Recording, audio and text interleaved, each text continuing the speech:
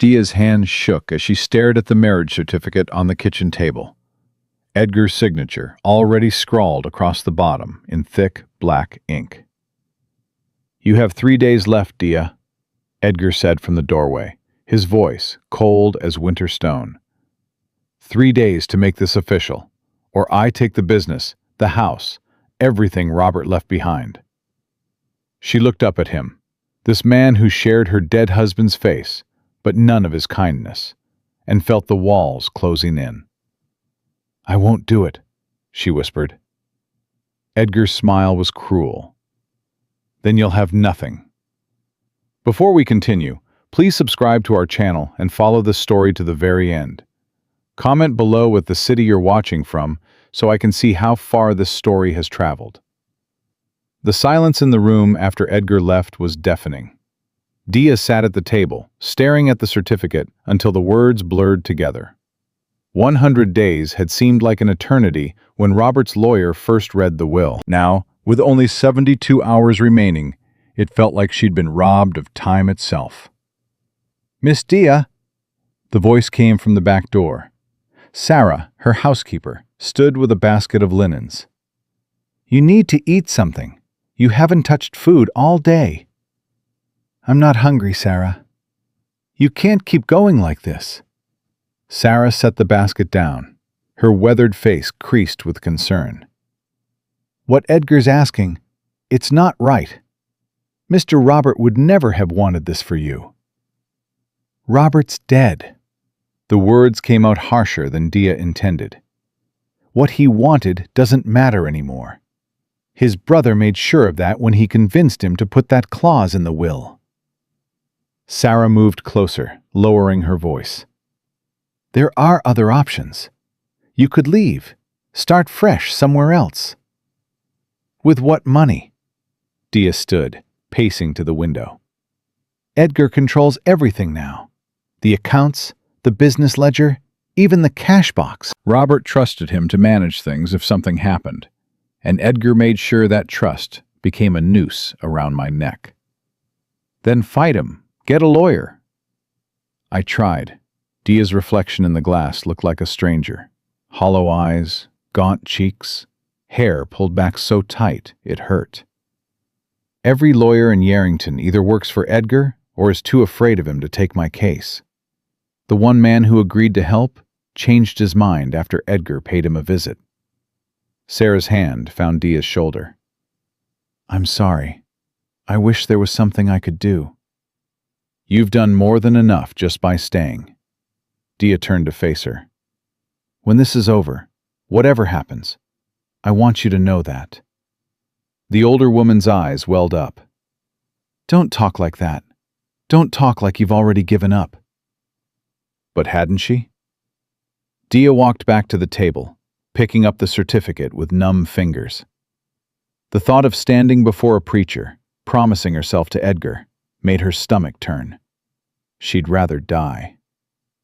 "Miss Dia!" Sarah's urgent whisper cut through her thoughts. "Someone's at the back gate." Dia moved to the window, peering through the curtain.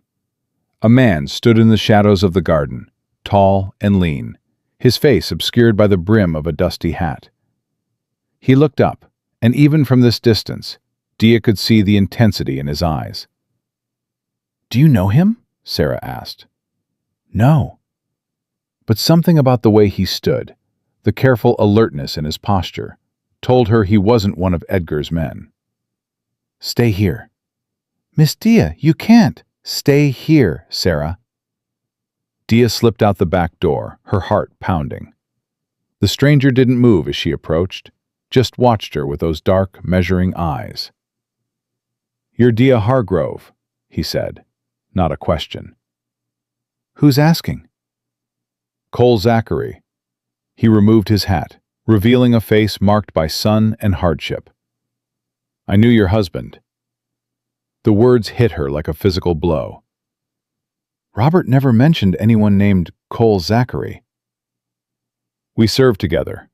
During the war." Cole's voice was quiet, careful. "He saved my life at Antietam, took a bullet meant for me, and nearly died doing it." Dia felt her defenses wavering. Robert rarely spoke about the war, but when he did, his voice carried the weight of things too terrible to forget. "Why are you here?" "Because I owe him a debt I can never repay." Cole stepped closer, and Dia could see the sincerity in his face. "I heard about what Edgar's doing to you, about the will, the forced marriage.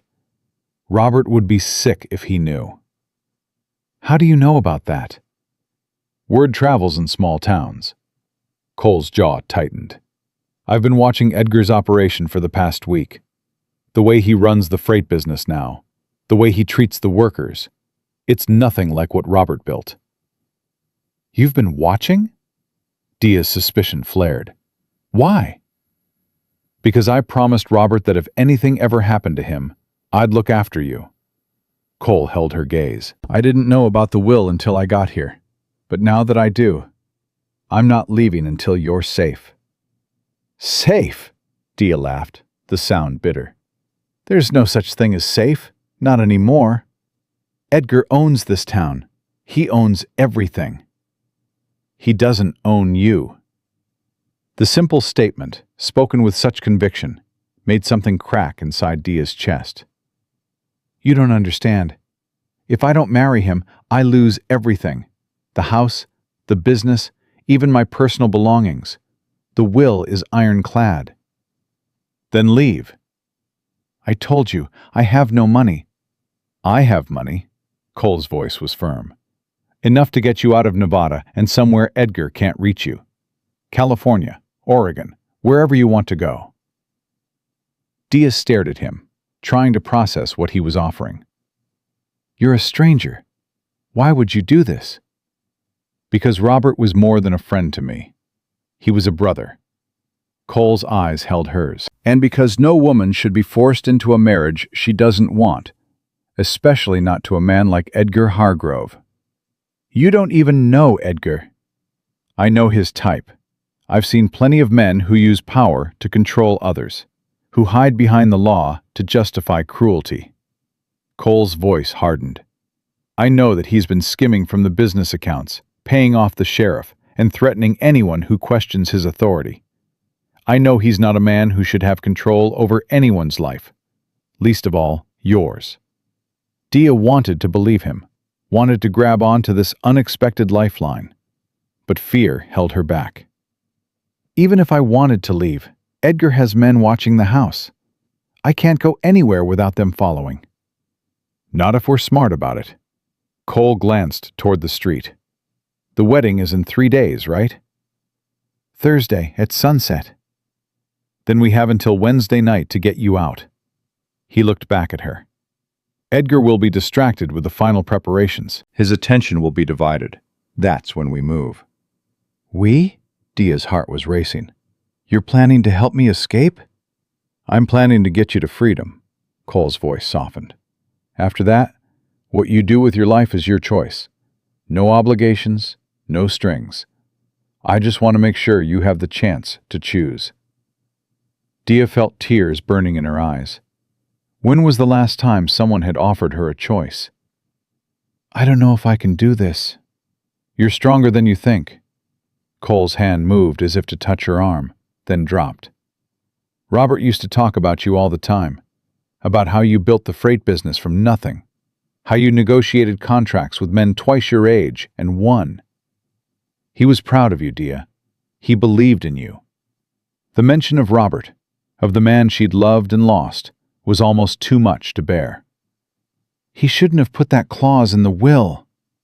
"Edgar manipulated him." Cole's voice was gentle, but certain. "Robert was sick for months before he died. Edgar had access to him, probably convinced him it was about protecting the business, keeping it in the family. Robert wouldn't have done it if he'd been in his right mind." "How do you know?"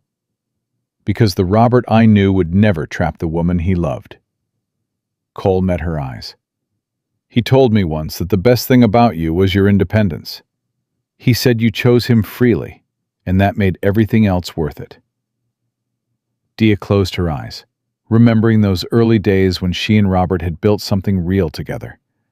Before the illness, before Edgar's poisonous influence, before everything fell apart. "Miss Dia?" Sarah's urgent whisper came from the doorway. "Edgar's carriage is coming down the street." Dia's eyes snapped open. "You need to go. If Edgar finds you here—" "Wednesday night," Cole said quickly, backing toward the gate. "Midnight. There's a livery stable 2 blocks west. Meet me behind it and wear dark clothes. Bring only what you can carry in one bag." "I haven't agreed to this." "You will." Cole's certainty should have annoyed her, but instead it felt like hope. "Because you're not the kind of woman who surrenders, Dia Hargrove. Robert knew that, and so do I." He disappeared into the shadows, just as Edgar's carriage pulled up to the front of the house. Dia hurried back inside, her mind reeling. "Who was that man?" Sarah demanded. "Someone who knew Robert." Dia moved to the front window, watching Edgar climb down from his carriage. "Someone who might be able to help." "Help how?" Before Dia could answer, Edgar's heavy footsteps sounded on the front porch. She straightened her shoulders, forcing her expression into neutral lines as she opened the door. "Dia!" Edgar's smile never reached his eyes. "I hope I'm not interrupting." "What do you want, Edgar?" Such hostility! He stepped inside without invitation, his bulk filling the small entryway. "I came to discuss the wedding arrangements. The preacher wants to meet with us tomorrow to go over the ceremony." "I know what happens in a wedding ceremony." "Yes, but this is a special situation." Edgar's hand caught her chin, forcing her to meet his eyes. "The preacher needs to understand that this marriage is happening whether certain parties are enthusiastic about it or not." Dia jerked away from his touch. "Don't put your hands on me." "I'll be putting more than my hands on you come Thursday night." Edgar's voice dropped to a leer. "You're going to be my wife, Dia. My property. And I intend to make full use of what's mine." Rage flooded through her, hot and fierce. "Robert would be ashamed of you." Robert was weak. Edgar's mask of civility cracked. "He let you run roughshod over him, let you make decisions that should have been his alone. That's going to change when you're mine. You'll learn your proper place." "Get out of my house." "It's not your house anymore. In 3 days, it'll be mine, just like everything else." Edgar moved toward the door, then paused. "Oh, and Dia, I've assigned 2 of my men to watch the house at night, just to make sure you don't get any foolish ideas about running away. You try to leave, and I'll know about it before you make it to the end of the street."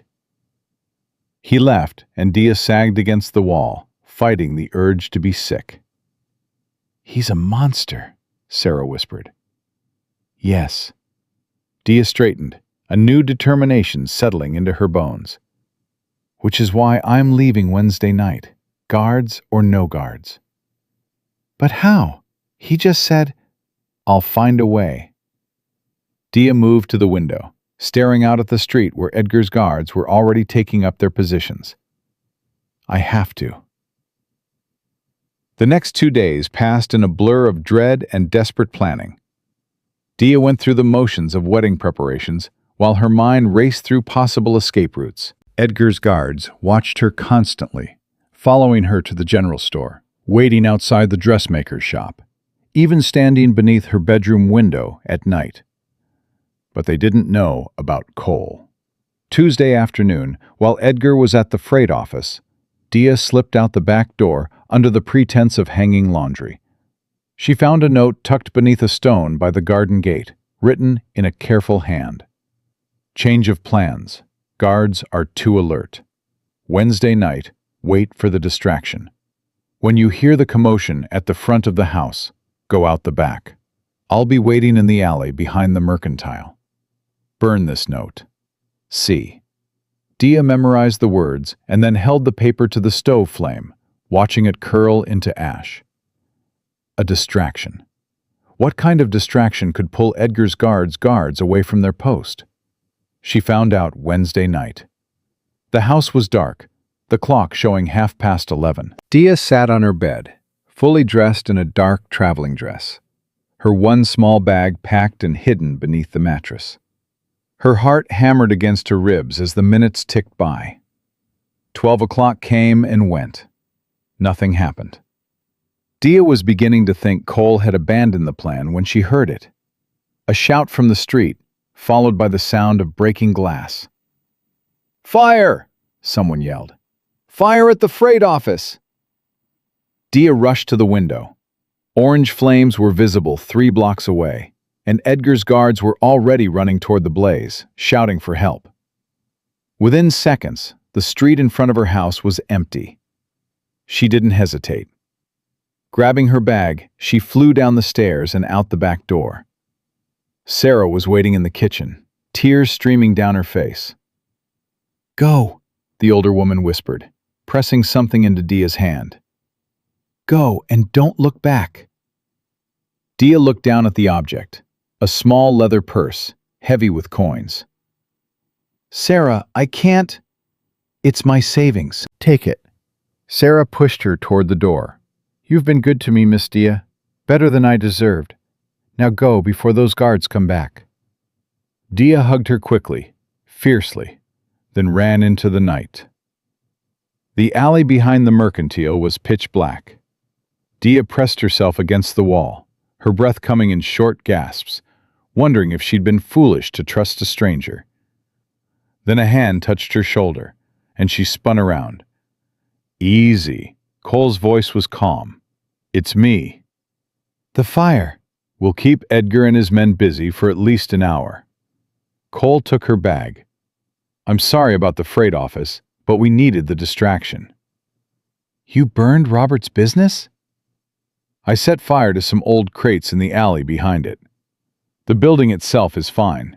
They'll have it out before any real damage is done." Cole guided her through the darkness. "But Edgar won't know that for a while, and by the time he does, we'll be 20 miles away." They moved through the back streets of Yarrington like ghosts, avoiding the main roads where people were rushing toward the fire. Cole led her to a small barn on the outskirts of town, where 2 horses stood saddled and ready. "Can you ride?" he asked. "I grew up on a ranch." "Good." Cole helped her mount, then swung onto his own horse. "We'll ride through the night, rest at dawn. I know a place where we can hide if Edgar sends men after us." "He will," Dia said with certainty. "He won't let me go without a fight." "Then we'll be ready." Cole's eyes met hers in the moonlight. "But right now, we ride." They spurred the horses into motion, and Yarrington fell away behind them. Dia looked back once, seeing the orange glow of the fire against the night sky, knowing she was leaving behind everything she'd ever known. But as the cool wind hit her face and the rhythm of the horse steadied beneath her, she felt something she hadn't experienced in 100 days. Freedom. They rode hard until the first hint of dawn broke across the horizon, and only then did Cole pull his horse to a stop near a cluster of rocks that offered some shelter from the road. "We need to rest the horses," he said, dismounting. 5 minutes, no more." Dia slid from her saddle, her legs trembling from hours of riding. "How far behind us do you think they are?" "Edgar won't know you're gone until morning." Cole pulled canteens from his saddlebag, handing her one. "But once he does, he'll send every man he has after us. We have maybe 6 hours before they pick up our trail." Dia drank deeply, the water cool against her parched throat. "You really think he'll come after me himself?" "No question." Cole's jaw tightened. "You're not just a woman to him. You're property he thinks he owns. And men like Edgar don't let go of what they think belongs to them." "I was never his." "I know that. You know that. But Edgar's built his whole identity around control." Cole checked his horse's legs, running experienced hands over the animal's joints. "Losing you means losing face in front of the whole town. He can't afford that." Dia leaned against the rocks, exhaustion pulling at her bones. "I should have fought harder. Should have found a way to contest the will before it came to this." "You did everything you could." Cole looked up at her. "Don't second-guess yourself now." Easy for you to say. You're not the one who just burned her entire life to the ground. No, I burned it for you. His voice held no judgment, just fact. And I'd do it again. The simple honesty in his words made Dia's throat tight. Why? You barely know me. Cole was quiet for a moment, then stood and walked to where she leaned. Robert saved my life at Antietam, but that's not why I'm here. The night before he died, he wrote me a letter. Took him 2 hours to write 3 sentences because his hands were shaking so bad. But he finished it. You want to know what it said? Dia nodded, not trusting her voice. He said, Edgar is poison. He'll destroy her. If I'm gone and she needs help, be the man I can't be anymore. Cole's eyes held hers. So that's what I'm doing. Being the man Robert asked me to be. Dia felt tears threatening and blinked them back hard. He never told me he wrote to you. He was protecting you. Probably knew Edgar was watching everything he did toward the end. Cole moved back to the horses. We should keep moving. Sun's coming up, and we're too exposed here. They rode through the morning, following trails that seemed to exist only in Cole's mind. He led them away from the main roads, through rocky terrain that left few tracks, always checking behind them for signs of pursuit. By midday, Dia's body was screaming for rest, but she kept riding. Cole set a punishing pace, and she refused to be the one who slowed them down. There's a creek bed about 2 miles ahead, Cole called back to her. We can water the horses and rest for an hour. An hour? Dia's voice came out sharper than intended. You said 5 minutes at dawn. That was before I saw how hard you can ride. Cole's tone held a note of respect. You're tougher than I expected. What did you expect? Some delicate flower who'd collapse after an hour in the saddle? Honestly? Yes. Cole slowed his horse, so they rode side by side. Most women I've known would be crying by now, begging to go back. I'm not most women. No, you're not. His eyes met hers, and something passed between them that had nothing to do with Robert or Edgar or escape. Robert wasn't lying when he said you were special. Dia looked away, uncomfortable with the intensity of his gaze. Tell me about him, about the war. He never talked about it much. Cole's expression darkened. There's not much to tell that won't give you nightmares. I've been living a nightmare for the past 100 days. Try me. He was quiet for so long, Dia thought he wouldn't answer. Then, Antietam was hell on earth. Bodies stacked like cordwood. Blood running in the creek so thick you couldn't see the bottom. Robert and I were in the same regiment, pinned down by Confederate fire near a cornfield. What happened? A sharpshooter had us in his sights. I didn't see him until it was too late, but Robert did. He pushed me out of the way and took the bullet in his shoulder instead of me taking it in the head. Cole's voice went flat, the way people's voices do when they're talking about things too terrible to feel. He nearly bled out before we got him to the surgeon. He never told me any of this. He wouldn't. Robert wasn't the type to talk about his scars. Cole glanced at her. But he carried that wound for the rest of his life. Always had pain in that shoulder, especially when it rained. Dia remembered the way Robert would sometimes wince when he lifted heavy crates, how he'd rub his left shoulder on cold mornings. She'd asked once, and he'd smiled and said it was just age catching up with him. He protected everyone, she said quietly. Even from the truth. Especially from the truth.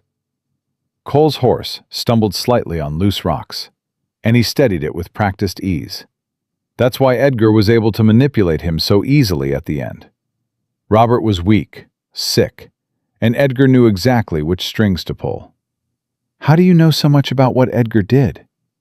I've been watching him for 3 weeks, remember? And I talked to people. Workers at the freight office, women at the market, the bartender at the saloon. Everyone's afraid of Edgar, but they're also angry. A man like that makes enemies without even trying. Then why didn't anyone help me? Fear. Cole's voice was grim. Edgar owns the sheriff, the judge, half the businesses in town. Going against him means losing everything. People have families to feed, roofs to keep over their heads. They can't afford to be heroes. But you can? I don't have anything to lose. The way he said it made Dia wonder what he'd lost before. What ghosts followed him, the way Robert's memory followed her. They reached the creek bed, and Cole was off his horse instantly, scanning the area with the wariness of a man who'd learned to expect trouble. Stay mounted until I check the perimeter. You think someone's here? I think Edgar's not the only dangerous man in Nevada. Cole moved through the brush with silent efficiency, then returned and nodded. It's clear. We can rest. Dia dismounted, her legs almost buckling. Cole caught her arm, steadying her, and the brief contact sent a jolt of awareness through her that had nothing to do with gratitude. Easy, he said. You've been in the saddle for 14 hours straight. Your body needs time to adjust. I'm fine. You're stubborn. But his tone was almost affectionate. Sit down before you fall down. Dia sank onto a flat rock near the water, watching Cole tend to the horses with the kind of care that spoke of deep experience. Where did you learn to do all this? The tracking, the survival skills. Army first, then bounty hunting. Cole loosened the saddle girth on his horse. After the war, I couldn't settle down. Couldn't stand being in one place too long. So I drifted, took jobs that kept me moving. Bounty hunting? Dia's voice sharpened. You hunted people for money? Only the ones who deserved hunting. Cole's eyes met hers. Murderers, thieves, men who hurt women and children.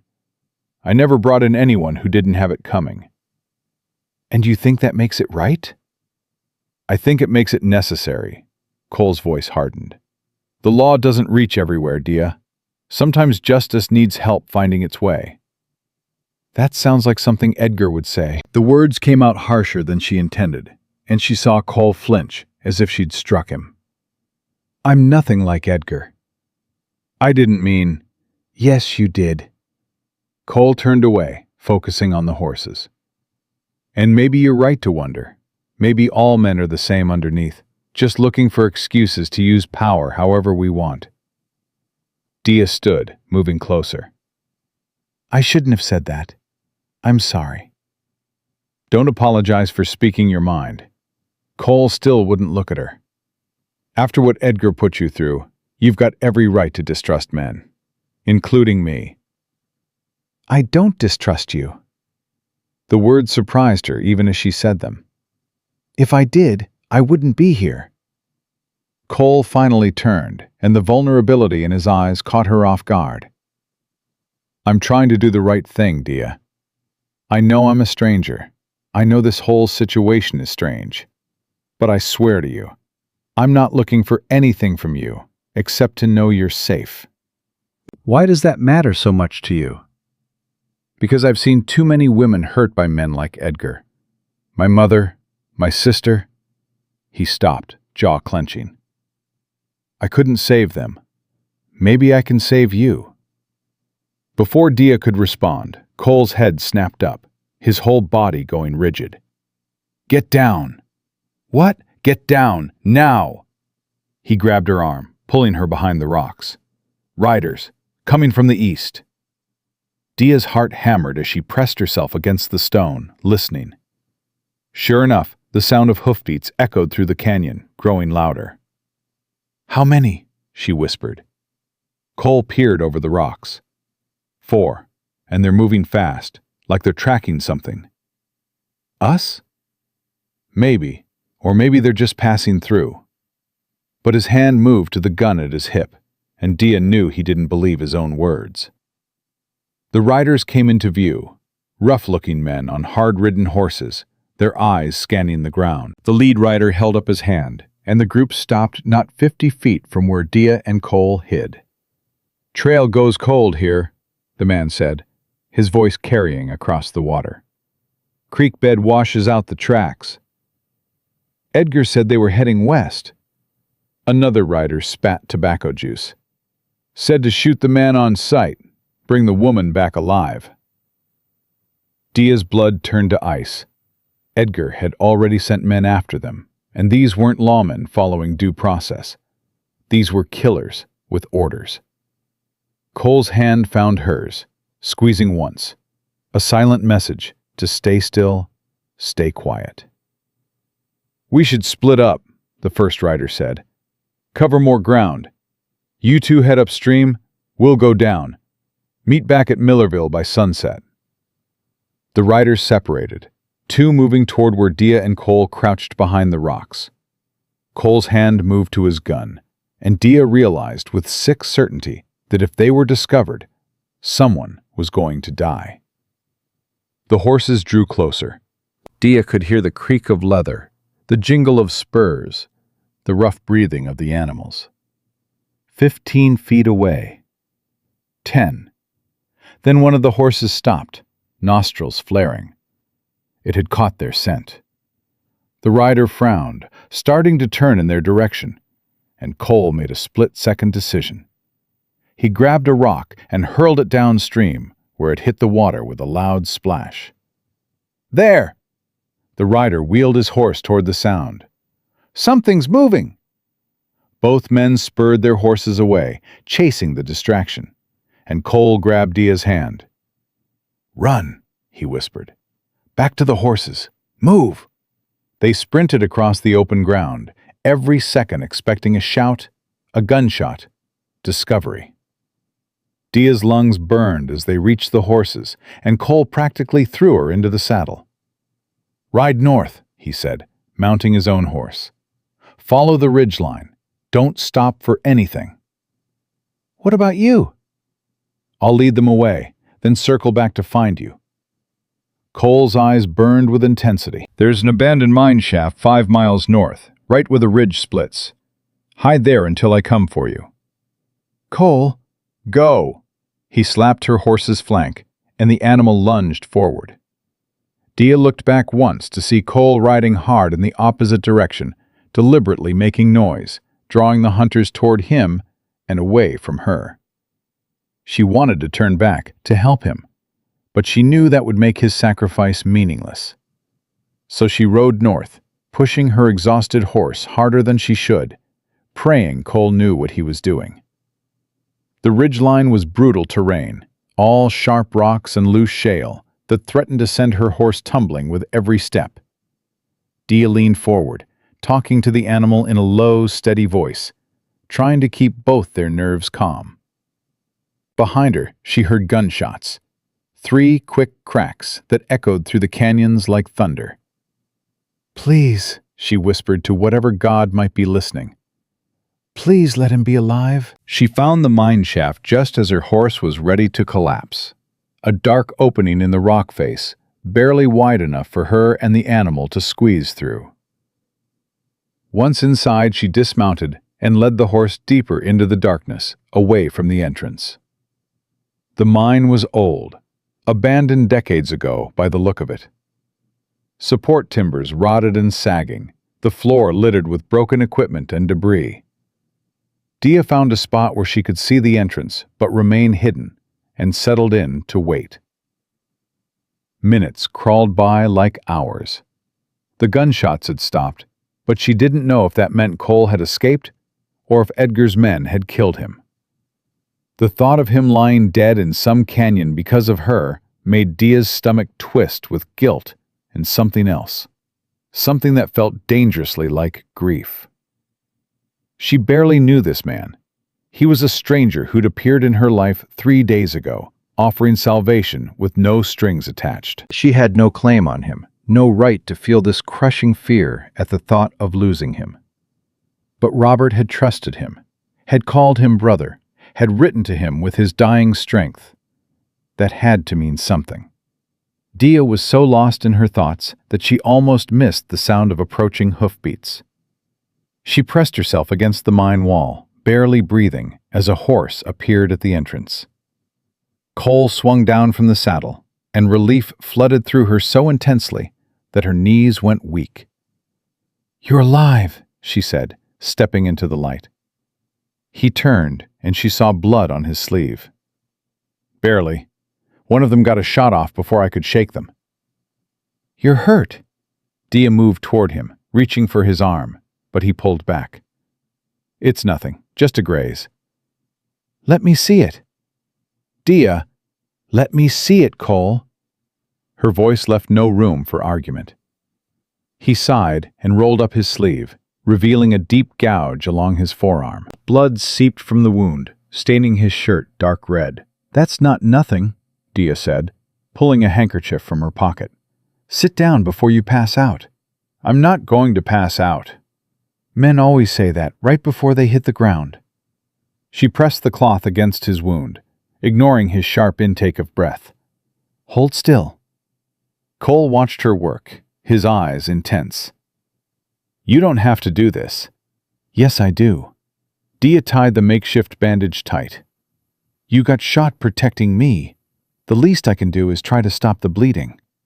"I got shot because I made a choice. You don't owe me anything for that." "Maybe I want to owe you."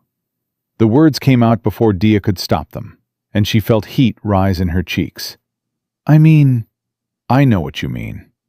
Cole's voice was soft. "And for what it's worth, I'd make the same choice again." Their eyes met, and Dia felt something shift between them. Something that went beyond gratitude or duty or Robert's memory. Something dangerous and real and completely unexpected. "We should keep moving," she said, stepping back, "before those men find this place." "We can't. Not yet." Cole stood, testing his arm. "The horse are done. They need rest, and so do you. We'll stay here until dark, then move under cover of night. Gert Edgar's men are riding in circles right now, trying to pick up a trail that doesn't exist." Cole moved to the mine entrance, looking out at the fading afternoon light. "I led them 3 miles south before I lost them. It'll take hours for them to backtrack and figure out where we really went." Dia sank down onto a fallen timber, exhaustion finally catching up with her. "How long can we keep running like this?" "As long as we have to." Cole turned back to her. "But I won't lie to you. Edgar's not going to give up. Men like him never do." "So what do we do? Run forever?" "We run until we're far enough away that Edgar's reach doesn't matter. California, maybe Oregon. Somewhere we can disappear. Start fresh." "We?" Dia looked up at him. "You're planning to stay with me?" Cole's expression was unreadable. "Unless you don't want me to." "I don't even know what I want anymore." Dia dropped her head into her hands. 3 days ago, I was planning a wedding I didn't want. Now I'm hiding in an abandoned mine with a man I barely know, and Edgar sending killers after us. Nothing makes sense." "Then stop trying to make sense of it." Cole moved closer, kneeling so they were eye level. "Sometimes life doesn't follow a plan, Dia. Sometimes you just have to trust your gut and keep moving forward." "My gut has been wrong before." "Has it? Or did you just ignore what it was telling you because you thought you should?" The question hit too close to home. Dia had known marrying Edgar was wrong from the moment the will was read. But she'd convinced herself there was no other choice, that duty and obligation mattered more than her own instincts. "I should have left the moment I saw that marriage certificate," she said quietly. "But you didn't have anywhere to go. Now you do." Cole's hand covered hers, warm and solid. "I know you don't trust easy, and you've got every reason to be careful. But I'm asking you to trust me for just a little while longer. Let me get you to safety, and after that, you never have to see me again if that's what you want." Dia looked at their joined hands, at the blood seeping through his bandage, at the determination in his eyes. This man had risked his life for her, multiple times now. Had burned down Edgar's freight office, led killers away from her, taken a bullet meant to slow his pursuit. All for a woman he barely knew. All because Robert had asked him to. What if that's not what I want? The words came out barely above a whisper. Cole went very still. What? What if I don't want you to leave after we reach safety? Dia met his eyes, her heart pounding. What then? The silence stretched between them, heavy with possibility and fear, and something neither of them quite knew how to name. Outside, the sun was setting, painting the desert in shades of gold and crimson. Inside the mine, two people who'd been strangers 72 hours ago sat in the growing darkness, holding on to each other like anchors in a storm. Then I stay, Cole said finally, his voice rough, for as long as you'll have me. And in that moment, as Edgar's men searched the canyons, and the horses rested, and the night fell around them, Dia realized she was no longer running from something. She was running toward it. The words hung between them in the darkness of the mine shaft, and for a long moment, neither of them moved. Then Cole's hand tightened around hers, just once, before he pulled away and stood. We should get some rest, he said, his voice carefully neutral. We ride again in 3 hours. Dia wanted to call him back, to ask what he was thinking, what that moment had meant to him. But exhaustion was pulling at her like a riptide, and her body was making demands her mind couldn't override. She woke to Cole's hand on her shoulder, gentle but insistent. Time to move. The moon was high when they emerged from the mine, casting silver light across the broken landscape. Cole helped her mount, and they rode in silence, following paths only he seemed to see. Hours passed. Dia's body moved with the horse automatically, her mind drifting between sleep and waking. She jerked alert when Cole suddenly stopped, his hand raised in warning. What is it? She whispered. Campfire, half a mile ahead. His eyes scanned the darkness. Could be travelers. Could be Edgar's men. Can we go around? Not without adding 6 hours to our journey. Cole's jaw clenched. And the horses won't make it that long without water. So what do we do? Cole was quiet for a moment, thinking. Then, we take a risk. Ride straight through their camp, brazen as you please. Act like we belong on this road. That's insane. So is everything else we've done in the past 2 days. Cole's eyes met hers. You trust me? Dia thought about the question. Trust. She'd trusted Robert, and he'd left her trapped in a nightmare. She trusted Edgar wouldn't actually force the marriage, and she'd been wrong. Trust was a luxury she couldn't afford.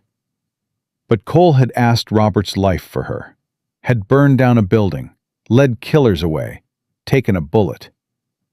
Actions spoke louder than words, and his actions had been clear. Yes, she said. I trust you. Then follow my lead. Cole straightened in his saddle, transforming his posture from fugitive to confident traveler. And whatever happens, don't show fear. They approached the campfire at an easy pace, not rushing, not sneaking. 3 men sat around the flames, rough-looking but not particularly threatening. One looked up as they approached. Evening, Cole called out, his voice friendly. Hell of a night for traveling. Could say the same about you. The man stood, hand resting casually near his gun. Where are you folks headed? Sacramento. My wife and I are joining her brother's ranch. Cole gestured toward Dia. We've been riding since dawn. Figured we'd push through the night while the moon's up. The lie came out smooth as butter, and Dia realized Cole had done this before. Talked his way past dangerous men, created stories that fit just well enough to avoid questions. Sacramento's a long way from here. Another man spoke up, his eyes moving over Dia with interest that made her skin crawl. Pretty woman to be dragging through the desert. She's tougher than she looks. Cole's voice held an edge of warning. And I don't drag her anywhere. She makes her own choices. The tension in the camp shifted, the men reading the challenge in Cole's words. Then the first man laughed, breaking the moment. No offense meant. It's just rare to see decent women out here. He gestured to the fire. You're welcome to rest a spell. Water your horses at the creek. Appreciate it, but we need to keep moving. Cole tipped his hat. Wife's brother is expecting us by Tuesday. They rode past the camp, and Dia didn't breathe properly until they were a mile down the trail. That was close. Too close. Cole's voice was tight. Those weren't just travelers. Did you see the brand on their horses? No. Circle H. That's Edgar's mark. Cole's hand moved to his gun. They weren't random men at a campfire. They were waiting for us. But they let us pass. Because I sold the story well enough that they weren't sure. But the moment we were out of sight, you can bet they sent someone to verify it. Cole urged his horse faster. We need to put distance between us and them, now. They rode hard through the night, and true to Cole's prediction, 2 hours later, they heard riders behind them. Fast-moving, closing the gap. Can we outrun them? Dia called. Not on these horses. They're already running on empty. Cole scanned the terrain. There's a town 5 miles ahead. Goldfield. We can lose them there. Maybe find fresh mounts. A town? Dia's voice rose. Edgar could have men everywhere. It's a risk we have to take. Cole looked back at the pursuing riders. Because if they catch us out here, we're done. They thundered into Goldfield just as the sun broke over the horizon, their horses lathered and heaving. Cole led them straight to the livery stable, where a grizzled old man was already awake and working. Need fresh horses, Cole said, dismounting. These two are spent. The old man looked at their exhausted animals and frowned. Where you been riding that you worked them this hard? Long story, no time. Cole pulled money from his pocket. 2 good horses, saddles, and no questions. Can you do that? The man's eyes went to the money, then to Dia, reading something in her face that made him nod. Come back in an hour, but you better have a damn good reason for running this hard. We do. Cole helped Dia down from her horse. Is there a hotel in town? Such as it is. The Goldfield Inn, 2 blocks west. But folks are already stirring. You'll be noticed. That's fine. We're a married couple passing through. Nothing unusual about that. The old man's knowing look said he didn't believe a word, but he took the money and didn't argue. Cole led Dia through the waking streets of Goldfield, his hand at her elbow, his eyes constantly scanning. We need to get you cleaned up, get some food, act normal for an hour. Can you do that? I can try. Dia's whole body was shaking with exhaustion and adrenaline. But Cole, if someone recognizes me... They won't. Your 3 days hard ride from Yarrington. Nobody here knows you. He pushed open the door to the hotel. And even if they did, you're Mrs. Zachary now, traveling with your husband. That's all anyone needs to know. Mrs. Zachary. The name sent a strange flutter through Dia's chest that had nothing to do with fear.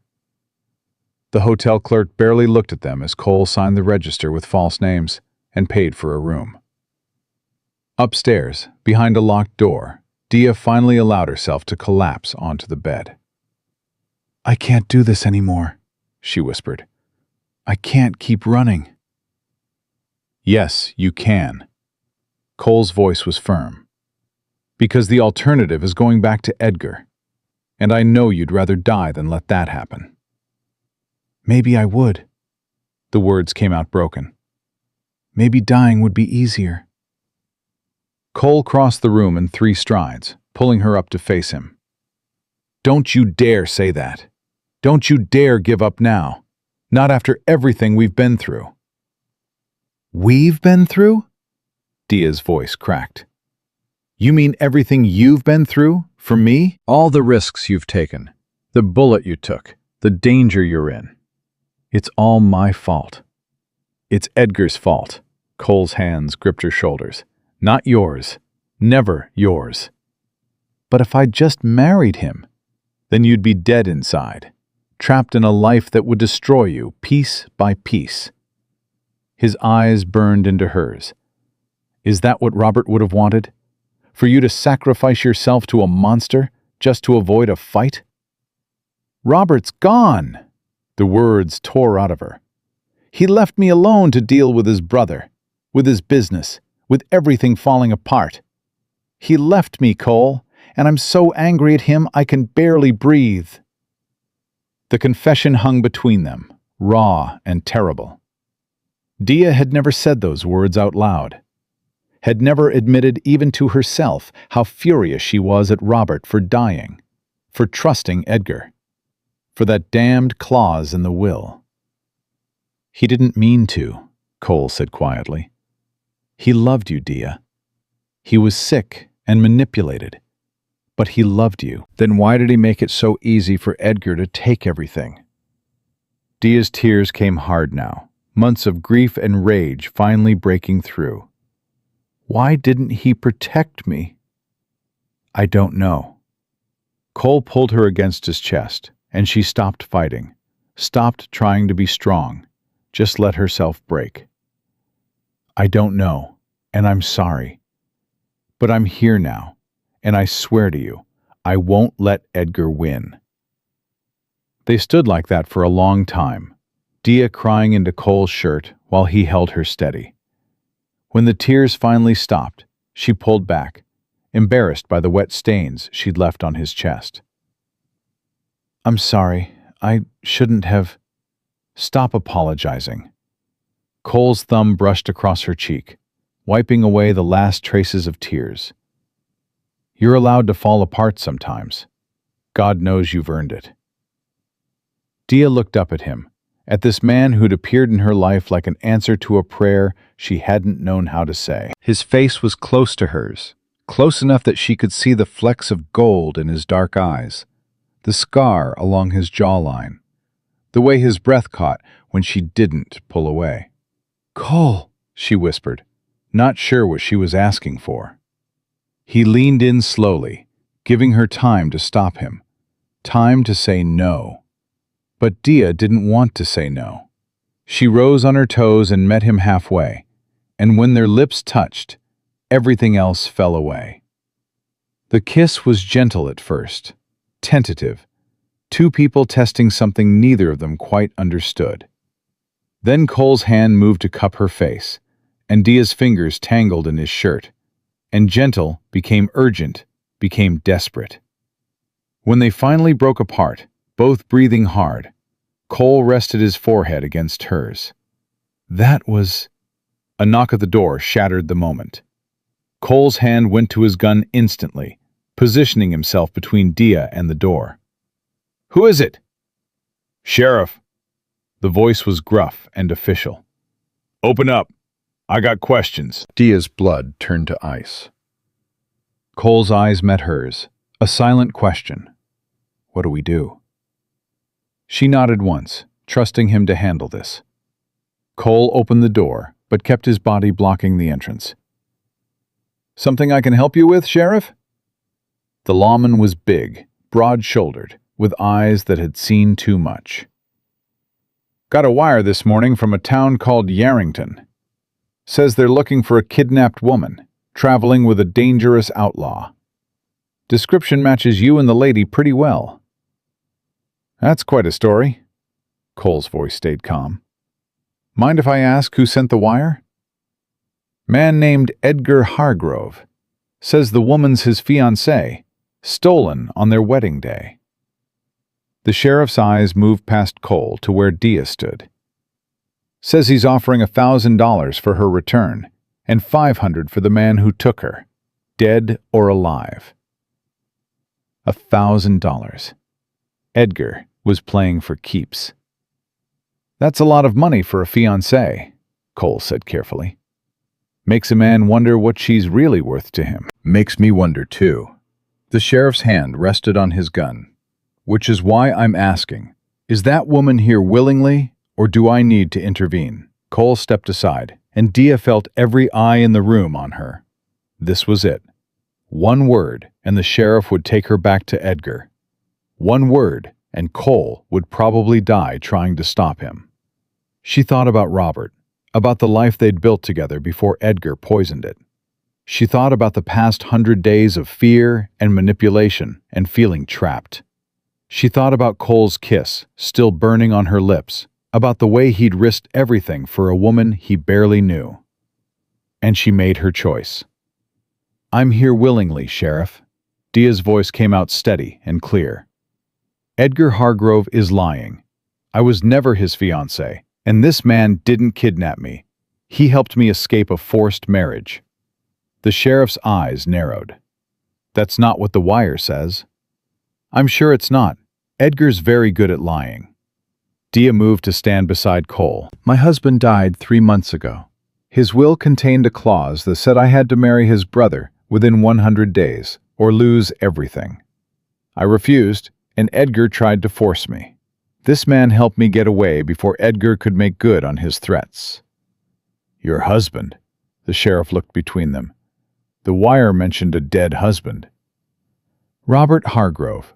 He died in February." Dia met the lawman's eyes. "Edgar manipulated him into putting that clause in the will when Robert was sick and dying. I have friends in Yarrington who'll testify to that." "Friends who might be too scared of Edgar to actually testify?" The sheriff's tone suggested he knew exactly how men like Edgar operated. "Probably." Dia lifted her chin. "But that doesn't make it less true." The sheriff was quiet for a long moment, studying them both. Then he sighed. "This is above my pay grade. I'm inclined to believe you, ma'am, but that reward money's going to bring bounty hunters from 3 states. You two need to get out of Goldfield before someone less scrupulous than me shows up." "We're leaving in an hour," Cole said. "Fresh horses are being saddled now." "Make it 30 minutes," the sheriff tipped his hat. "And ma'am, if you're lying to me, if you really were kidnapped, this is your last chance to say so." "I'm not lying." Dia's voice was firm. "And thank you for believing me." The sheriff left, and Cole immediately locked the door behind him. "We need to move. Now. That lawman might be decent, but $1,000 will make good men do bad things." "I know." Dia grabbed her bag. "But Cole, if Edgar's wiring sheriffs across Nevada..." "Then he's more desperate than I thought."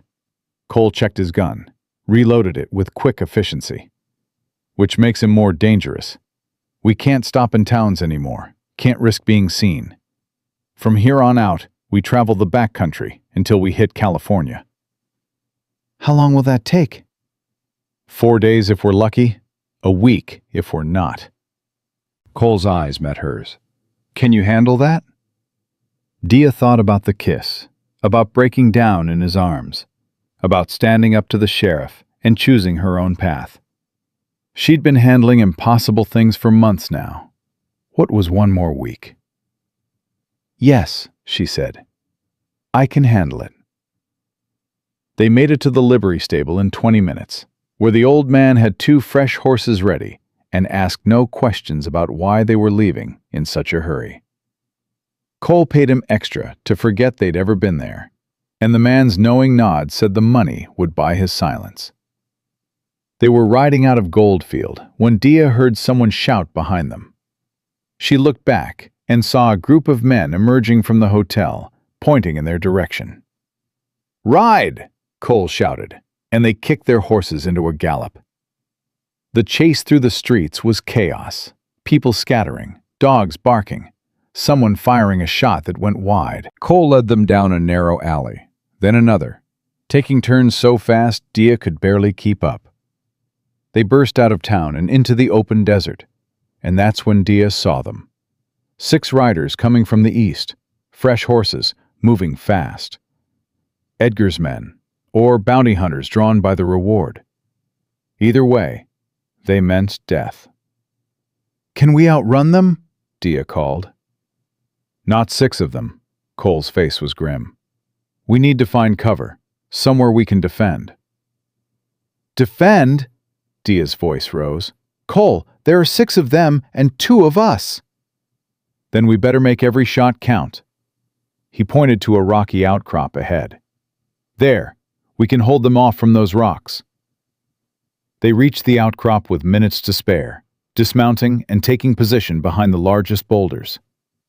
Cole handed Dia a pistol. You know how to use this? Robert taught me. Dia checked the chamber with shaking hands. But I've never shot at a person before. The name for their horses. Cole's voice was calm, steady. Disable their mounts, and they can't chase us. The riders came on fast, spreading out to surround the outcrop. Cole fired first, his shot dropping the lead horse instantly. The rider went down hard, rolling in the dust. Zachary, one of the men shouted, that you up there? Cole's whole body went rigid at the voice. Mason? Yeah, it's me. The man rode closer, his hands up. We need to talk. I've got nothing to say to you. Cole's gun didn't waver. You're working for Edgar Hargrove now? I'm working for the reward money, same as everyone else. Mason's voice was hard. But I also remember you saving my life in Abilene. So I'm giving you one chance. Hand over the woman, ride away. I won't chase you. Not happening. Cole's voice was flat. She's not property to be handed over. Then you're choosing to die for her? Mason sounded genuinely puzzled. Cole, she's not worth it. No woman is. Cole's eyes met Dia's for just a second, and in that look, she saw everything. The choice he was making, the line he was drawing, the stand he was willing to die for. This one is, Cole said simply. And then all hell broke loose. Gunfire erupted from 3 directions at once. Cole returned fire, his shots precise and deadly, while Dia aimed at the horses like he'd told her. Her first shot went wide, her hands shaking too hard to hold steady. Breathe, Cole said, firing again. Steady your hands and breathe. Dia forced herself to inhale, exhale, then squeezed the trigger. This time her bullet found its mark, and one of the horses went down screaming. The rider jumped clear, cursing. Good, Cole said. Again. But the other riders had dismounted now, using their horses as shields while they advanced on foot. Mason's voice rang out across the rocks. You're just making this harder, Cole. Give us the woman and walk away. I told you, not happening. Cole reloaded with practiced speed. Turn around, Mason. This doesn't have to end badly. It already has. Another volley of shots peppered the rocks around them, chips of stone flying. Edgar Hargrove's paying $500 per man for this job, plus the reward. That's more money than most of us see in a year. $500 per man. Dia's stomach dropped. Edgar wasn't just sending bounty hunters. He was building an army. How many men does he have? She asked Cole. Too many. His face was grim. We can't hold this position much longer. When I say run, you head for the horses and don't look back. I'm not leaving you. You are if I tell you to. Cole's eyes met hers, hard and determined. I didn't come all this way to watch you die in a shootout. Before Dia could argue, one of Mason's men broke cover and rushed their position. Cole shot him in the leg, and the man went down howling. 2 more tried from the other side, and Dia fired without thinking, her bullet catching one in the shoulder. I hit him, she gasped, horrified and exhilarated at once. Don't think about it. Just keep shooting. Cole fired twice more. Mason, last chance to ride away. Can't do that, Cole. I've got a reputation to maintain. Mason's voice was almost apologetic. Nothing personal. It's plenty personal. Cole's jaw clenched. You're hunting an innocent woman for blood money. Innocent? Mason laughed. Edgar says she's a thief who stole business funds and ran off with you. Says you two were having an affair while her husband was dying. The accusation hit Dia like a physical blow. That's a lie. Maybe so, maybe not. Mason sounded unconcerned. But Edgar's got lawyers and witnesses who'll swear to it in court. Either way, he wants you back. To stand trial? Cole's voice dripped with sarcasm. Or to punish her for embarrassing him? Doesn't matter to me. I just collect the reward. Cole's hand found Dia's, squeezing once. When this next volley hits, we run. Straight to the horses, mount up, ride west, and don't stop. They'll shoot us in the back. Not if I give them something else to worry about. Cole pulled something from his saddlebag, a small bundle wrapped in oilcloth. Dynamite. Robert's legacy. He taught me to always carry insurance. You're going to blow them up?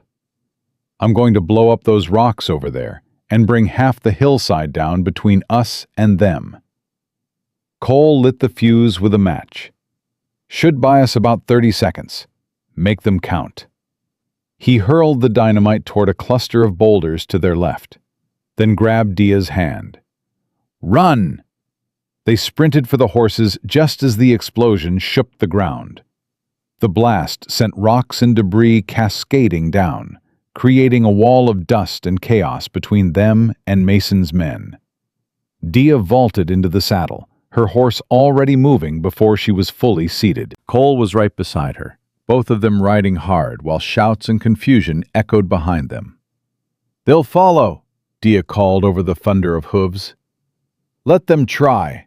Cole's face was set in determined lines. Their horses are spooked from the blast.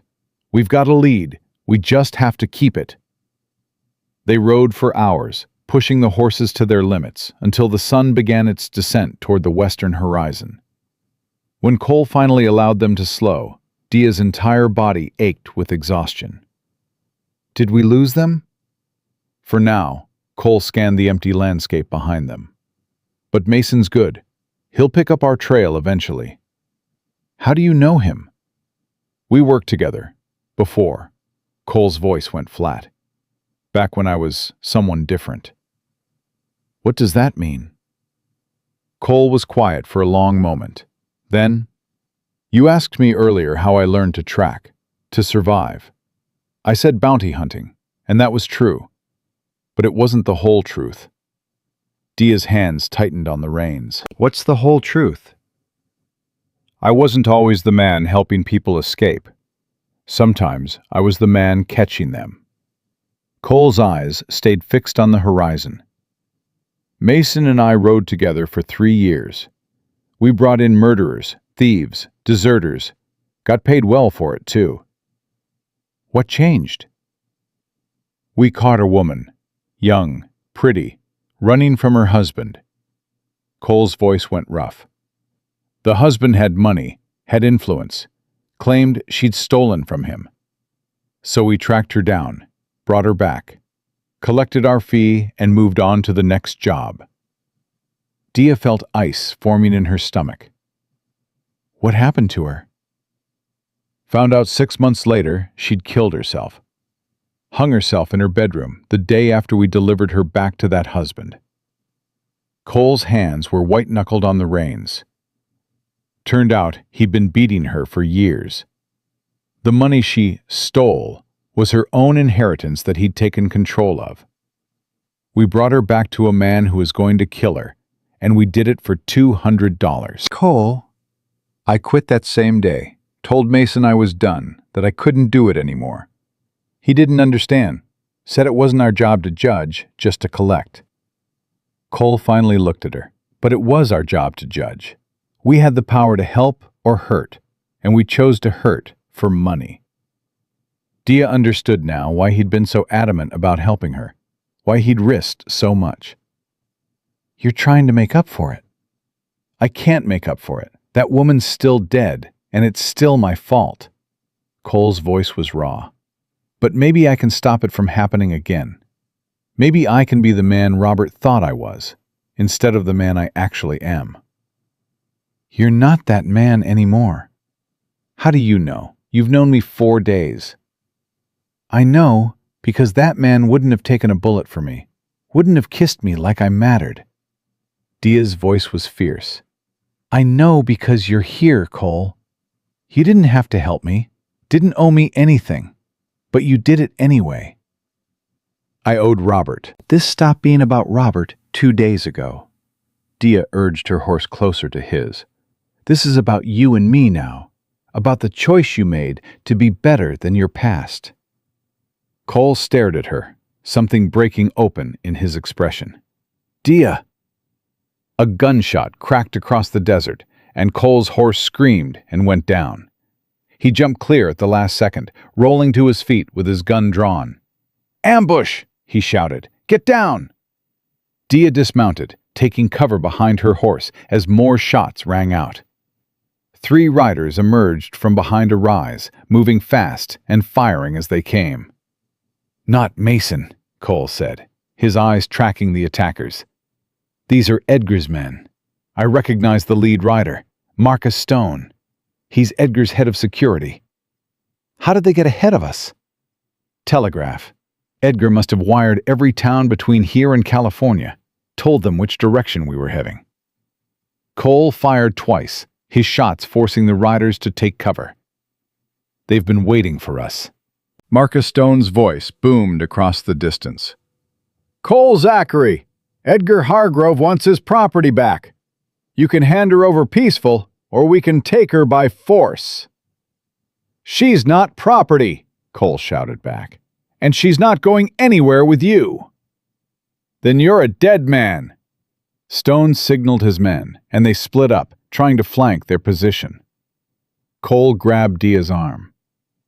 "When I draw their fire, you mount up and ride. Head for that canyon to the north. I'll find you." "I'm not leaving you to die."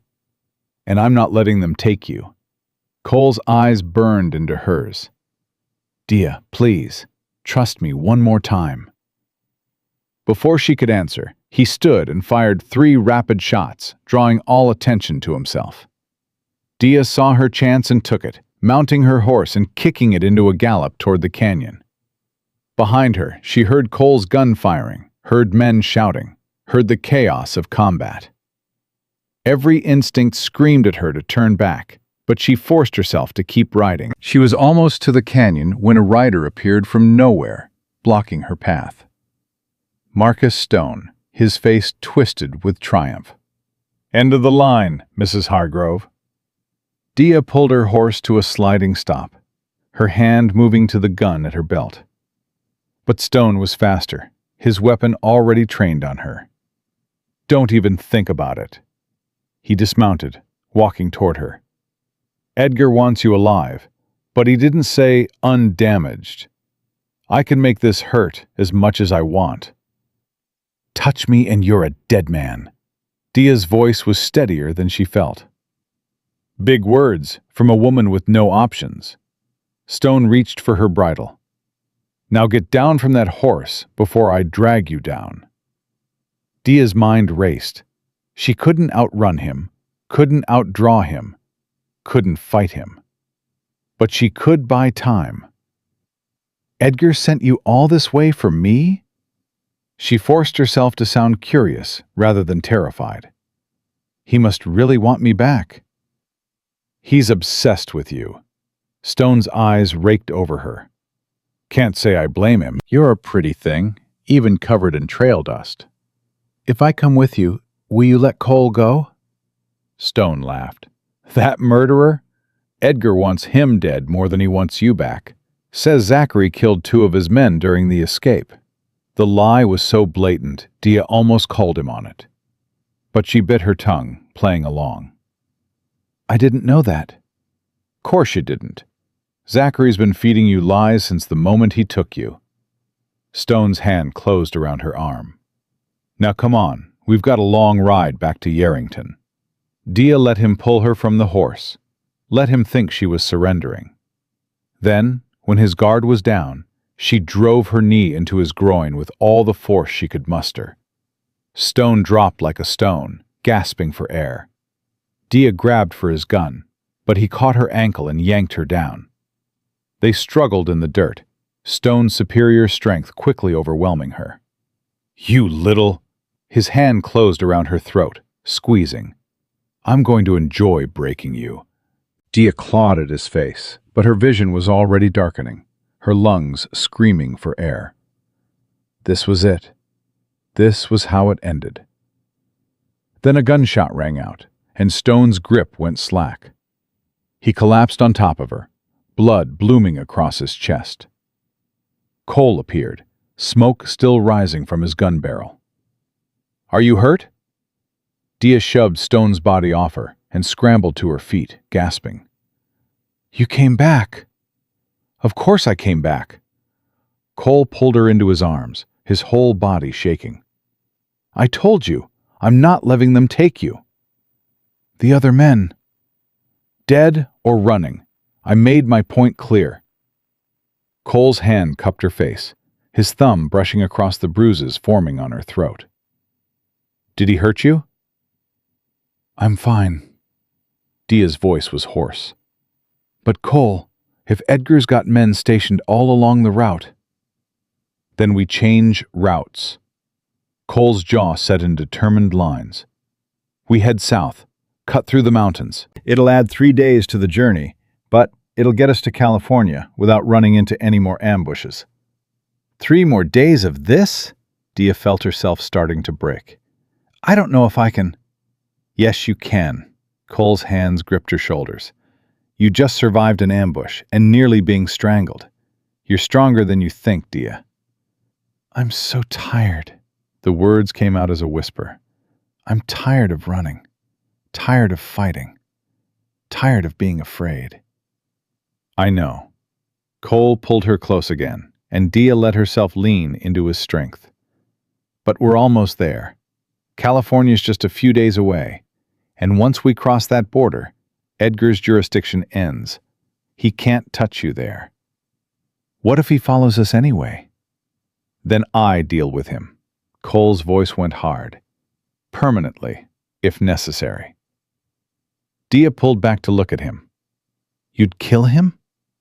"To protect you?" Without hesitation. There was no bravado in Cole's words, just cold certainty. "I've killed bad men before, Dia. Edgar Hargrove would just be one more." The words should have frightened her. Instead, they made her feel safe for the first time in days. They buried Marcus Stone in a shallow grave and took his horse as a spare. Cole found a map in Stone's saddlebag showing Edgar's network of hired men stationed across Nevada. Proof that Edgar had spent a fortune trying to reclaim her. "He's lost his mind," Dia said, staring at the map. "This isn't about the business of the marriage anymore. This is about ego." "Men like Edgar can't handle losing control." Cole folded the map. "And you leaving made him look weak in front of the whole town. He'll spend everything he has to get you back, just to prove he can." "Then we'll never be safe. Even in California he'll send men." "Not if he thinks you're dead." Cole's eyes met hers, calculating. "If Edgar believes you died in the desert, he'd have no reason to keep hunting." "Fake my death?" Dia's mind raced with the implications. "How?" "Leave evidence. A body, burned beyond recognition. Your wedding ring, on the finger." Cole's voice was matter-of-fact. "Edgar gets confirmation that you're gone, calls off his men, and you get to start fresh with a new name." "That's—" Dia struggled to find words. "That's extreme." "So is everything else we've done." Cole moved closer. "Think about it, Dia. If Edgar believes you're dead, you're truly free. No more looking over your shoulder. No more running. You can build a new life without fear." The idea was tempting, terrifyingly so. But it meant giving up everything. Her name, her history, her identity as Robert's widow. It meant becoming someone else entirely. "I need time to think about it." "We don't have much time." Cole gestured to the horizon. "Every hour we stay in Nevada, we're at risk. We need to decide, now." Dia closed her eyes, thinking of Robert, of the life they'd built together. He'd loved her, had chosen her freely, had trusted her with everything, and in return, his brother had tried to destroy her. "If Robert were here," she said slowly, "what would he tell me to do?" "He'd tell you to live." Cole's voice was gentle. "To be happy, to be free, to choose your own path. That's what he wanted for you, Dia. That's what he told me in his letter." Dia opened her eyes and made her decision. Do it. Let Edgar think I'm dead." Cole nodded once, then began working. He took a blanket from Stone's saddle and wrapped it around the dead man's body, then set it ablaze. While it burned, he removed Dia's wedding ring, the one Robert had given her 5 years ago, and placed it on Stone's charred hand. Dia watched the flames consume everything, feeling like part of her was burning too. When it was done, Cole scattered the remains in a way that would look like a desert accident, a campfire gone wrong. "Edgar's men will find this," he said. "The ring will be proof enough." "What about you? Won't they think you died too?" "No, I'm going to make sure they know I survived, that I killed Stone and left you to burn." Cole's voice was cold. "Edgar will think I abandoned you to save myself. It'll fit his narrative perfectly." "But people will think you're a murderer." "I already am one." Cole met her eyes. "I killed 3 men today, Dia. 4, if you count Stone. What's one more on my conscience if it keeps you safe?" They rode south through the mountains, taking paths so narrow Dia's horse could barely fit. Cole led them with the confidence of a man who'd traveled this route before, always checking behind them, always watching for pursuit. On the 3rd day, they reached a small creek where Cole finally allowed them to stop and rest properly. Dia washed the trail dust from her face and arms while Cole watered the horses. "How much farther?" she asked. "We cross into California tomorrow morning." Cole sat beside her, his shoulder touching hers. "There's a town called Redding, about 50 miles past the border. We can rest there, figure out our next move." "Our next move?" Dia looked at him. "You're still planning to stay with me? If you'll have me." Cole's voice was quiet. "I know you didn't ask for any of this. Didn't ask for me to turn your life upside down.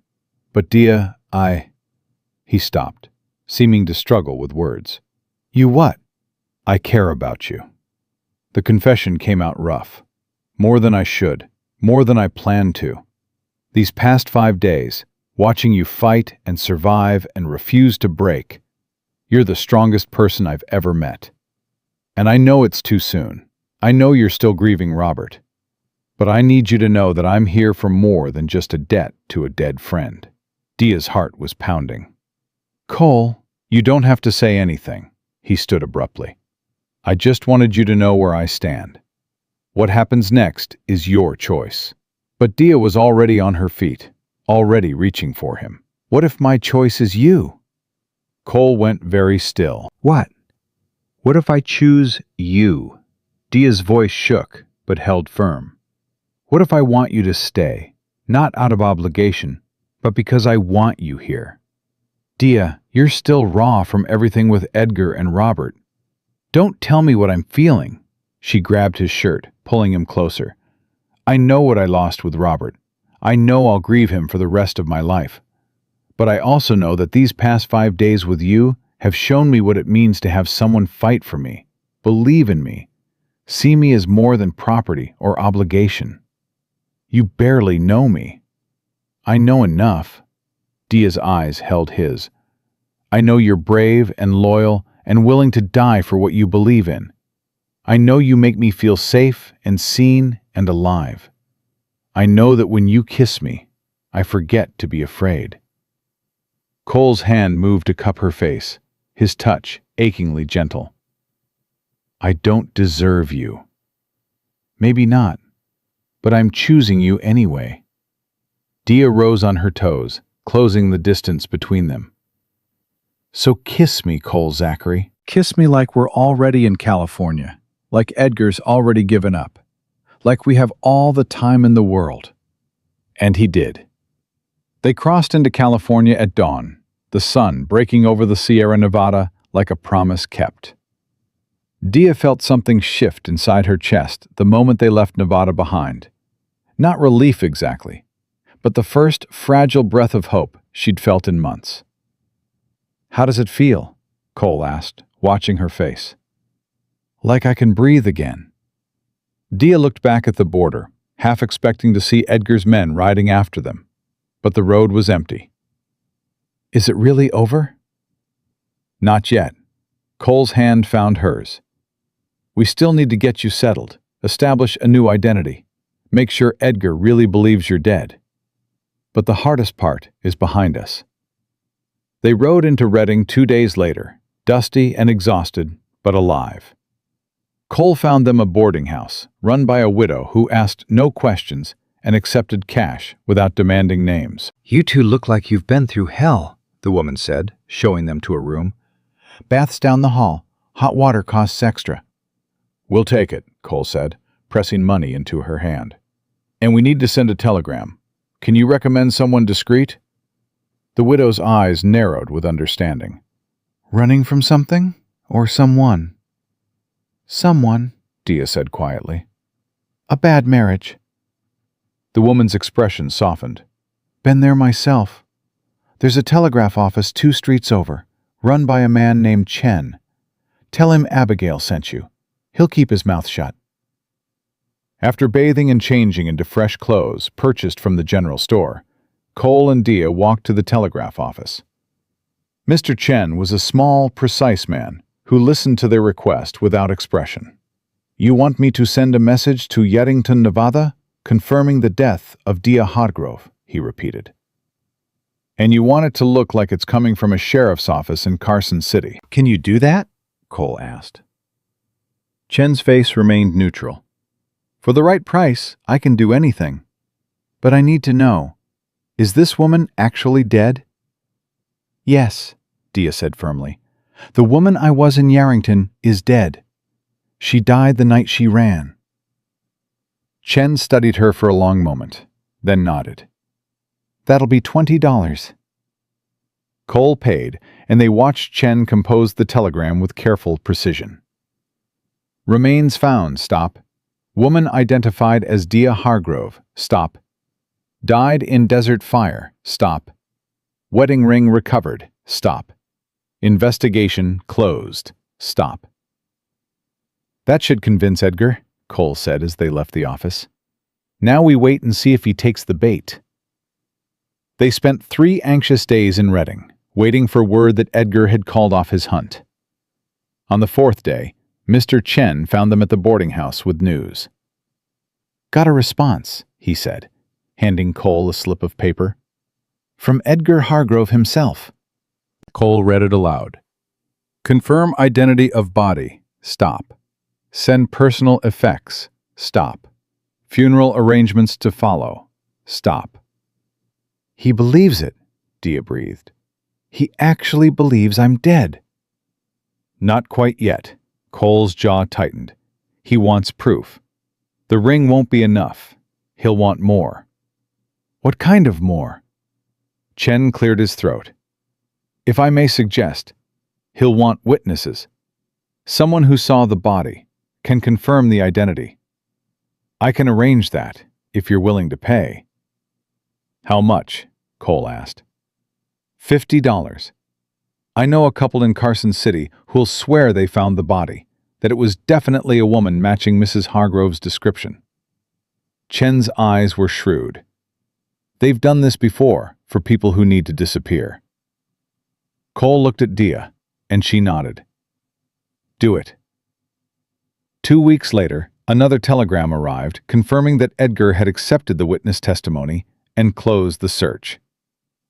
He'd even arranged for a memorial service in Yarrington, though Dia suspected it was more for show than genuine grief. "It's really over," she said, staring at the telegram in disbelief. "I'm free." "You're free," Cole confirmed. "Dia Hargrove is dead and buried. Now you just need to decide who you want to be instead." The question hung between them, heavy with possibility. Dia had spent 5 days thinking about it, about what kind of life she wanted to build from the ashes of the old one. "I want to be someone who doesn't run anymore," she said slowly. "Someone who fights for what she wants, instead of accepting what she's given." "And what do you want?" Cole's voice was careful, like he was afraid of her answer. Dia took his hand, intertwining their fingers. I want to build something real. A business, a home, a life that belongs to me and no one else. And I want you in it, if you're willing to stay. Cole's eyes searched hers.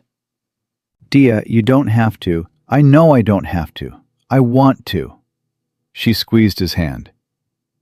These past 2 weeks, I've watched you planning our future like it's the most natural thing in the world. You've never once tried to control me or make decisions for me. You ask my opinion. You listen to my ideas. You treat me like an equal partner. Because you are one. Robert never did that. The admission hurt, but it was true. He loved me, but he also made all the decisions about the business, about our money, about everything important. I was his wife, but I was never his partner. Cole was quiet for a moment. What are you saying? I'm saying I want to try this. You and me, building something together. Dia's voice steadied with certainty. I have money, Sarah's savings, and I managed to hide some cash from Edgar before I left. It's not much, but it's enough to start a business. What kind of business? Freight and transport. Dia smiled at Cole's surprised expression. I know the industry, know how to negotiate contracts, how to manage drivers and routes. Robert taught me everything, even if he never let me make the final decisions. Now I can use that knowledge for myself. For us, Cole corrected gently. If we're doing this together, it's for us. The word sent warmth flooding through Dia's chest. Us. A partnership built on choice and trust, not obligation.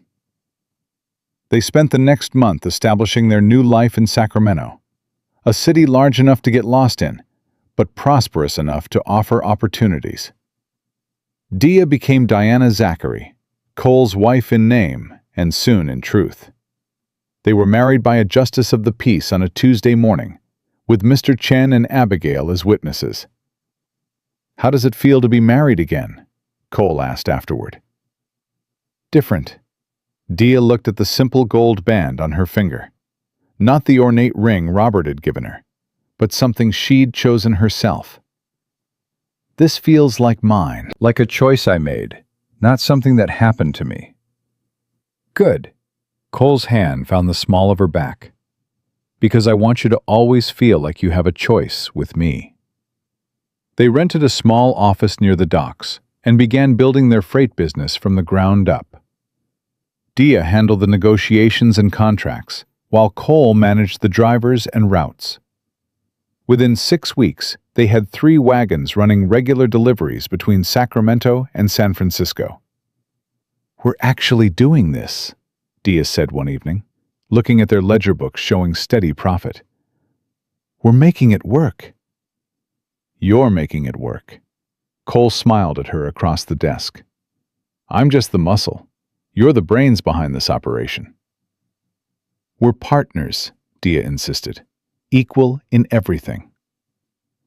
Then, as your equal partner, I need to tell you something. Cole's expression turned serious. I got word today from a friend in Nevada. Edgar's selling off the Yarrington freight business. Dia's stomach clenched. Why? Apparently, without you to manage things, it's been falling apart. Contracts are being canceled, drivers are quitting, customers are going to competitors. Cole's voice held grim satisfaction. Edgar's losing everything Robert built, and he doesn't have the skills to save it. Good. The word came out fierce. Let him lose it all. Let him know what it feels like to watch everything slip away. There's more. Cole hesitated. He's drinking heavily, according to my source. Making wild accusations about you, about me, about everyone who ever crossed him. People in Yarrington are starting to avoid him. He's destroying himself. Yes, and I wanted to know if that bothers you. Dia thought about it, about the man who'd tried to force her into marriage, who'd hunted her across state lines. who'd been willing to see her dead rather than free. It should bother me, but it doesn't. Edgar made his choices, just like I made mine. And you're at peace with your choices? I'm at peace with this one. Dia moved around the desk to where Cole sat, settling into his lap. With choosing you, with choosing freedom, with choosing to build something real instead of accepting what I was given. Cole's arms came around her, solid and sure. I love you, Diana Zachary. I should have said it weeks ago, but I was afraid it was too soon, afraid you weren't ready to hear it. I love you too. The words felt right, in a way nothing had felt right in months. And I'm ready. Ready for all of it, the business, the future, building a life that's ours. 3 months later, they were negotiating a major contract with a mining company when a stranger walked into their office. Tall, well-dressed, with eyes that held too much knowledge. "Mrs. Zachary?" he said. "Or should I say, Mrs. Hargrove?" Dia's blood turned to ice. Cole was on his feet instantly, hand moving toward his gun. "Easy," the man said, raising his hands. "I'm not here to cause trouble. My name is James Morrison, and I'm a lawyer from Yarrington." "What do you want?" Dia's voice was steady despite her racing heart. Morrison pulled papers from his briefcase. "Edgar Hargrove is dead. Drank himself to death 2 weeks ago, and before he died, he changed his will." "I don't care about his will," Dia said flatly. "I'm dead, remember? I have no claim to anything in Yarrington." "Actually, you do." Morrison set the papers on the desk. "Edgar left everything to you. The business, the house, all his assets. It seems in his final days, he had a moment of clarity and realized what he'd done." Dia stared at the lawyer in disbelief. "That's impossible. I'm legally dead." "Which is why I'm here." Morrison's expression was carefully neutral. "I've been hired to find the real Dia Hargrove, if she exists, and inform her of her inheritance. And I have to say, Mrs. Zachary bears a remarkable resemblance to the woman in the photograph I was given." "You're suggesting I fake my own resurrection?" Dia's voice was sharp. "Come back from the dead to claim an inheritance from a man I despised?" "I'm suggesting you have options." Morrison leaned forward. "Edgar's estate is worth close to $50,000. That's enough money to expand your freight business into something substantial, to buy property, to secure your future. Or it's a trap." Cole's voice was hard. "Edgar could have arranged this before he died, a way to lure Dia back to Nevada so his allies could finish what he started." Morrison shook his head. "Edgar had no allies left at the end. Everyone who worked for him abandoned ship when the business started failing. This is legitimate, I assure you." Dia looked at Cole, seeing her own uncertainty reflected in his eyes. "What do you think?" "I think it's your choice," Cole said carefully. "I think you need to decide if that money is worth the risk of going back, of potentially revealing that you're alive." "The money isn't mine," Dia said slowly. "It's Robert's. Edgar stole it from the business Robert built. And now Edgar's dead. Someone should benefit from what Robert created, but I don't know if that someone needs to be me." "There's another option," Morrison said. "You could contest Edgar's will, claim that since you're legally dead, the estate should pass to Robert's other heirs." "Robert didn't have other heirs. It was just him and Edgar." "Actually, there's a cousin, Margaret Hargrove, living in Oregon. She's elderly, poor, and by all accounts, a decent woman." Morrison pulled out another document. "If you sign this affidavit stating that you're Dia Hargrove and you wish to disclaim the inheritance, it passes to her automatically." Dia read the affidavit carefully. It would mean admitting she was alive, that she'd faked her death. It could potentially bring legal consequences, but it would also mean Robert's legacy went to someone who deserved it, instead of rotting in Edgar's failed estate. "If I sign this, what happens to me?" "Nothing," Morrison said. "The affidavit stays sealed.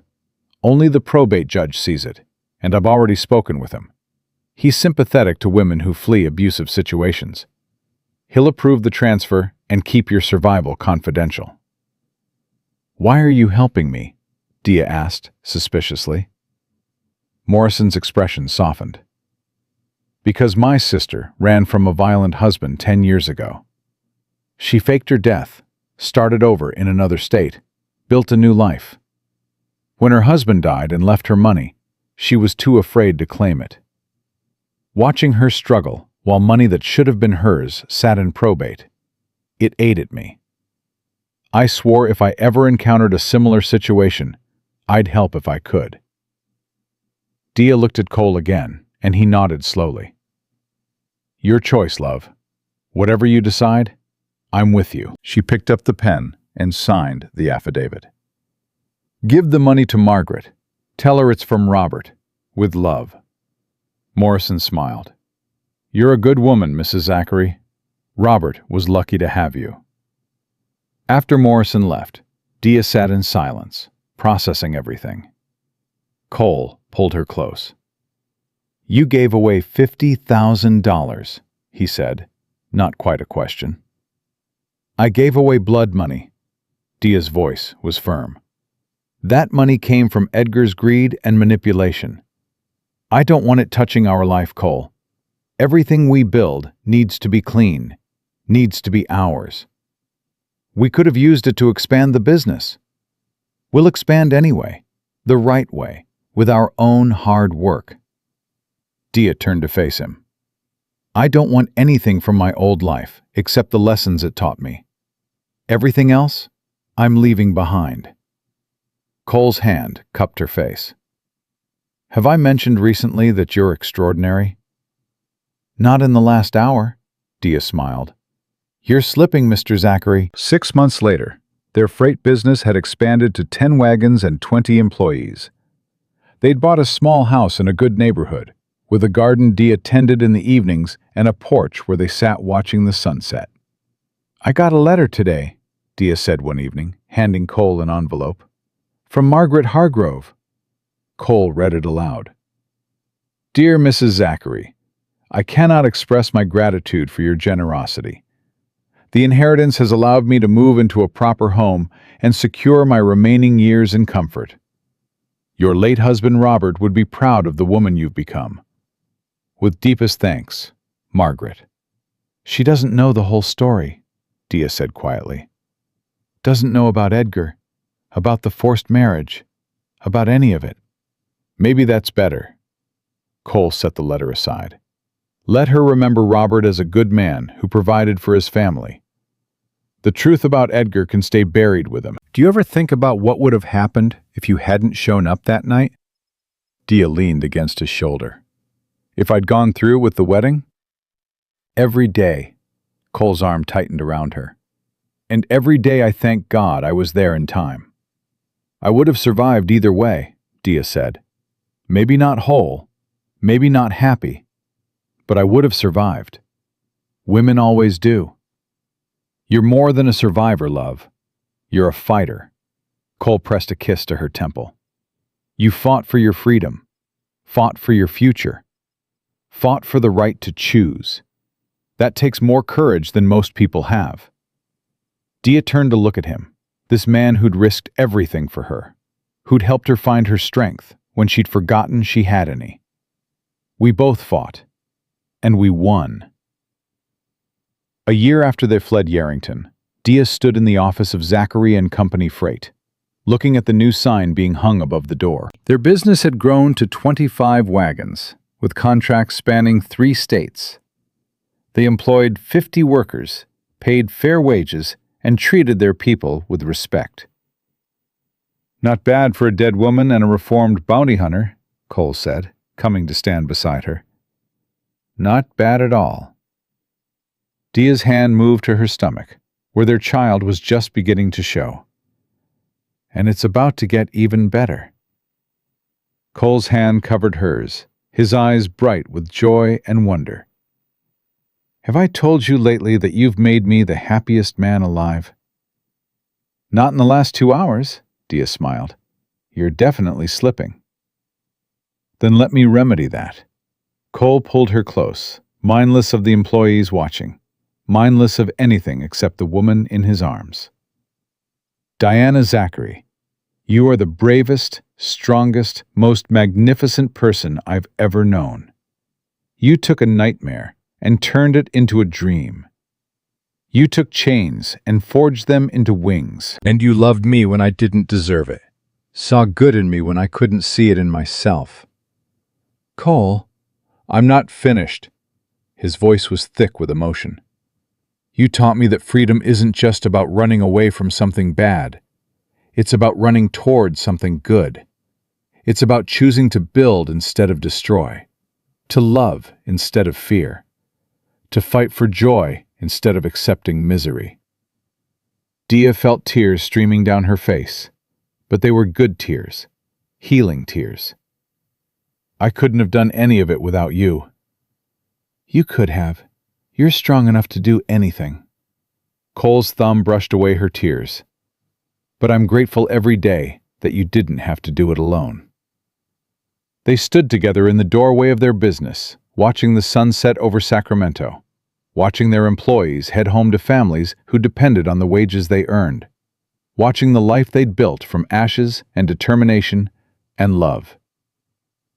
"Robert would be proud of you," Cole said quietly. "Proud of who you've become." "I hope so." Dia's hand tightened around Cole's. "But I'm not doing this for Robert anymore. I'm doing it for us, for our baby, for the future we're building together. A future where no one tells you who to be or what to do. A future where I make my own choices." Dia turned to face him fully. "And I choose you, Cole Zachary. Every day, for the rest of my life, I choose you." Cole kissed her then, deep and thorough, a promise and a celebration all at once. When they finally broke apart, both breathing hard, Dia saw everything she needed in his eyes: love, respect, partnership, home. She'd started this journey trapped and grieving, forced toward a future she couldn't bear. She'd run through the desert, fought off killers, faked her death, and left everything familiar behind.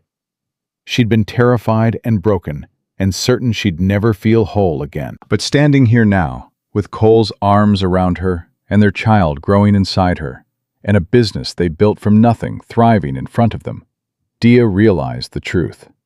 She hadn't just escaped a nightmare. She'd created a dream worth fighting for, a life worth living, and a love worth every risk she'd taken to find it.